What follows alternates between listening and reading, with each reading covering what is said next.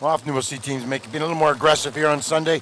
Synergy being pretty defensive with Ambush Army taking the 50s all off the break. They've got 50 Snake, lost him.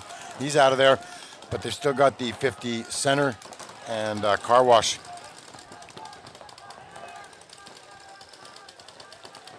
Ambush Army's bickering something as he walks out. Ref just tells him get off the field. Truth is, when a player's eliminated, he's supposed to get off the field right away. He's not supposed to talk to anybody or say anything, give out any information, start arguing with anybody. Any of these actions could be considered a 1-for-1 penalty, and you can get one of his buddies pulled. So players need to get off the field right away. Most of the time in this level, they're really good. These guys are well on the game. They know the rules. And well, it looks like Center 50's trying to lock in on the Car Wash. He's working his gun, trying to back and forth, but they're all over the Mo. And as soon as he looked right, Buddy shot him out of God from the top of the Snake.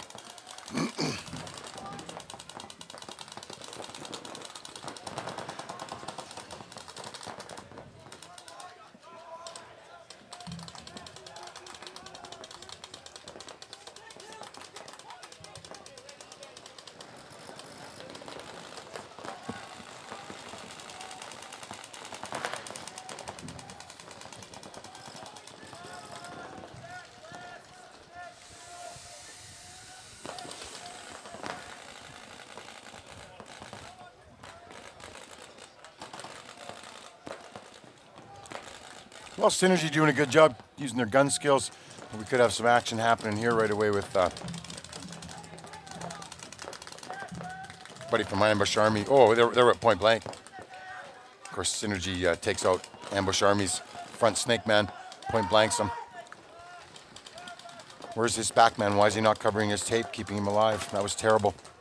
There's no way a front player should get that far up in the game and his back guy is not all over his primary.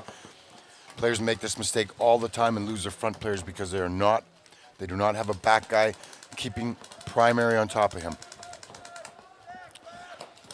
If that bunker doesn't work, that back guy's supposed to move up so that he can watch his tape for his buddy, keep his front guy alive. Trust me, it's much better to have that front guy up there than for that guy in the tape to be all by himself because he could not teamwork. Car Wash for Synergy is looking inside now. I'm going to see if he can cross his gun over so he can pick off the other side of the field. At this stage of the tournament, everybody knows the fields. They've really got the angles checked out, and they know exactly what angle they need to go to in order to achieve a certain elimination. And here we're going to say the exact same thing. The Synergy player comes out and does the same thing to a second player because the same thing happens. Front player goes in, ambush player goes in, and his back player does nothing to cover him. Wow, Richie just missed some crazy action. Synergy sitting back here, and they've been struggling all weekend. Sitting back, Van Sitter Synergy. They've been struggling. Sitting back here in the Car Wash. Buddy crawls up. Car Wash goes past the knuckle, past the 50. From Ambush Army. Back guy does nothing to keep him alive. This guy comes out from Car Wash, crawls up, shoots him, goes back in. Then a second guy comes up, does the same thing, fills the spot. But he comes out again, shoots him, goes back in again. Does anybody else want to die in this spot? What is the back guy doing? What don't they understand about that? Back guy is supposed to watch the tape and keep that front guy alive. All he could concentrate is on the Snake. Yeah. Opposite side of the field and leaves his players to die on this side. Yeah, and now look at that Synergy. He eliminated. Look at coming it. back How many here. left? Here's a great example about having a rough Saturday and coming back Sunday. And coming back on Sunday and putting it together. So we've got 15 on the field right now, just finishing. We're going to go back to 14 and then carry on after that. Right on. So game number 14 we'll go back to Seattle CDR, who have played very strong. Yeah, at Arsenal. And Arsenal's got that loaded up team, eh? Cole Scott, Fraser, and then they got Johnny on there as well. You know, I mean, why don't we just go down prestige lineup here, you know? Looks like they got a bit of everything. But, you know, the rules state that players in the upper divisions, there's no problem. They want to play multiple levels if they can endure it and do it. And there's players I've seen do it and not be able to achieve properly. Right? Then we've seen players come along. Like we watched They don't Troy have the Eklund. stamina. Yeah, they don't have the stamina. They actually don't have the strength and energy. They think they mentally do, but they really don't. Yeah. And we see Troy Eklund for the last 2 years, that's all he does now. He plays two divisions. Yeah, he plays multiple divisions. He comes to an event. And I was talking to him prior to the weekend. I go, do you know why you do that, Troy? It's because you're so physical in this game, you don't get enough with one division anymore, right? That's physical. That's somebody who's really endurance strong. That's a boy that just wants to play paintball. He just wants to play, man. And you know Just what, wants to Troy's right now, Troy Eklund is bouncing around on teams here in BC. I'll pick him up on the Untouchables as soon as I get a team organized, but I cannot believe that other teams don't see the talent and aren't looking at him as a gold mine. You know, the guy can afford to play. He's got one of the biggest hearts in the game. Passion, no question about it. Commitment. He's got everything. And we just talked about the strength in that. He can shoot his gun. Yeah. He can communicate. He's a great quarterback. So he knows upper level of paintball. He's been around, and he's been around 15 years or so. And that was a 5-second warning. Seattle CDR will be coming from my left and Arsenal from my right. Let's see, Arsenal's going to come out pretty fast. Looks like they're going to, they're going to play conservative. But what do we get from Seattle? All the way up to 50. Well, I don't know. Let's see how this works for Arsenal. It looks like they're going to try and rely on their gun skills a little more, where, of course, Seattle's taken position. CDR player lost his pack, but quickly put it back on. Can't leave that on the field, can he, Normie? Explain that, Richard. We call it discarded equipment. Explain what discarded. So if he was to lose part of his equipment or discard it and leave it there, and it gets shot while he's playing the game, the player's eliminated. Plus, if he leaves it there, he's eliminated anyway. Rich, is there anything that's allowed to be pods? Just the pods. Pods only? Pods only. Of course, that's it. Pods, nothing else. Even a squeegee? No, nothing. Nothing, just right? pods. So you can't move away from anything. Just I know myself, I've dropped my loader off, had to do a chubby boy ninja flip to grab that, get back into my bunker, and lucky for me, the ref, he's seen it my way that I didn't go, and I believe it's 10 feet, isn't it? Yeah, it is. And the reason why they do that is because they're trying to stop players if they get hit, let's say, in their loader or something like that. They leave it on the field, and they'll go play without it, but they stay in the game. You just don't know what's getting hit. Yeah, pack gets hit, you leave it behind, you say, I wasn't in the pack when I got shot, so... There really is a domino effect of that, too, because now you've got players that can reload from stuff like that, and even go one step further into injuries. What if why is a pack lying around? I didn't see it, I tripped. Who am I going to sue? Yeah, so the best way to do it is just to get it all out. But we've got Arsenal playing a very strong game there. Holy smokes. They're really controlling those lanes. They've got their guns rocking. But, they're playing Seattle CDR. All 5 are still up in the game. At least 5 of them I can see. And they're sitting patient. You can see them. You can actually hear them lightly communicating. Yeah. I always, we can hear a team almost, hitting his loader. He's out. On the car wash. Yeah, smash car wash. We got a really interesting angle of advantage up here, and we sometimes can see angles that do look like hits to us, and sometimes we'll see it that look like hits, and it's just clearly been hit at the edge of the bunker. Yeah, it's really angle. That's why the sidelines we let the players watch as much, but they can't comment on the game. Yeah. We don't want them saying, because the reason is what they think they see and what the referee sees is always two different things. So leave the referees do the referee's game. I was going to touch on that. That's exactly right. Exactly right. And you often will hear players on the sideline, I seen that guy get it. And then I seen the ref do this. And it's, you're right out of the way. Yeah, the referees are in there. They know exactly what they're doing. Just leave them all alone. Based upon angles, and you don't have the right angle, dude.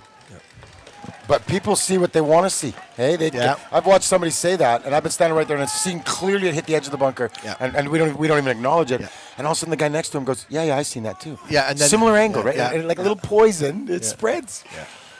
And then they go on the internet and they go, "Oh, you know what I seen?" Yeah. So just let the referees do their job. They do a great job, and we just leave them all alone. That's why they're trained. You don't walk into paintball and walk on a speedball field and become a referee. No. It takes time. It does. You literally got to spend almost years reffing at a local field, right? To get the feel before they could come here and do this. And grab any one of these refs out here, and we say to them, "How long have you been playing paintball?" No less than 5 to 7 years. Absolutely. Speedball in the tournament world, right? Yeah. So, again, we can stand here and brag about that. They deserve to be out there. They do a good job. It may look to you that they're standing there doing nothing. Those guys are watching every single move these guys make. I want to remind you that as a spectator, what looks like a referee, you can't sit and stare at a player. Nice move out to the corner. Oh, wonderful move by CDR. Come to fill that side. Yeah. They've got stand-up players here on the snake. CDR just lost their snake and double snake. Oh, wow. Well, but look at this. See, that player that moved over now is over there. Sure.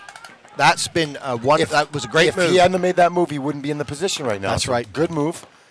This is part of the game where you have to think outside the box. You have to change plays up as it's going along. Yeah, your focus as a play was to get that snake, and that player identifies that play, so he goes, we need to move back up into here.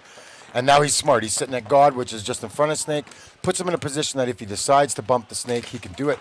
Of course, Arsenal just bumped into snake as we were saying that. Now, we got 3 plays left, I think, for Arsenal. Well, Arsenal's got one in the snake. They got one at the Richie's Dorito 40. And CDR with 3 players left, it looks like, eh?